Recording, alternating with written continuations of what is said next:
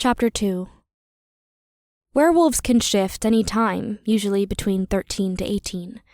Earlier or later was rare, but it did happen. Once you shifted, you were considered part of the pack. You would start training, doing border patrols, and taking a more active role in the pack. You would also start going to the gatherings for finding your mate. It was held once every quarter and changed locations. This quarter it was at our pack, Midnight Moon. We weren't the biggest pack, or maybe even top 5, but we were still fairly large territory with 300 to 400 werewolves. We were also pretty popular because we were right in the middle, meaning you didn't have to travel as long and most packs surrounding us would come. The themes and activities would vary. Picnics, sports days, dances, drive-in movies, bowling, ice skating. There's been a lot over the years. This time, though, the current Luna, and Melissa, being the beta's mate, decided that a fantastical ball was in order. Ball gowns and suits. Music and chandeliers, princes and princesses basically was their theme. They planned on using one of the older abandoned homes, which I had never been to one. I shifted when I was 12, and my father had beaten me an inch to death, saying that I didn't deserve a wolf. My shift was never recorded, and all record of me basically evaporated into thin air. I didn't go to school. Melissa said that I would be bullied, and she was saving me from school. So, I basically didn't exist anymore within my pack. I wasn't allowed out of the house, and I was never allowed to shift, ever.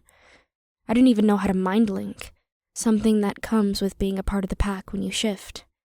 They did book a castle, and renovated over the past month to be set for the gathering.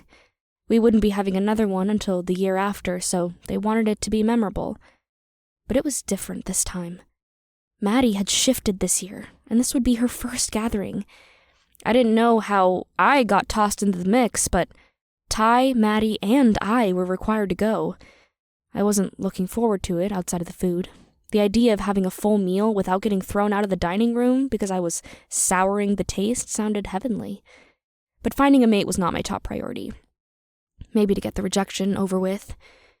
My body was covered in scars that never healed, blind and not even registered in the pack. No one in their right mind would want me. So the rejection was inevitable, and it was something that I knew would hurt, and I just wanted to get it over with. I was leaving the next morning anyways. My father and Melissa had decided when I was 8 that I was old enough to work at a factory just outside of the pack boundaries.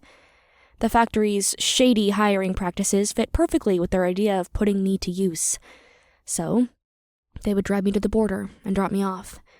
From there, I would walk over to the factory. They would run 3 months on, 4 months off. It was probably why I was able to stick out the abuse they put me through. At least it kept Kai settled. All my money would go to them. Over the years, though, I'd built up my own life outside of the pack. I'd stopped working at the factory.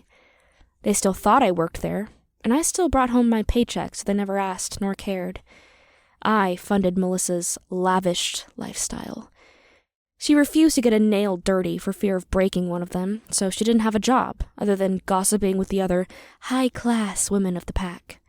I made up for everything my father lacked in money, which made him despise me more. Auri? Ty whispered through the door. I blinked. I must have fallen asleep. Yeah? I heard the door silently unlock and open. Ty climbed onto my bed and handed me a sandwich and a glass of water.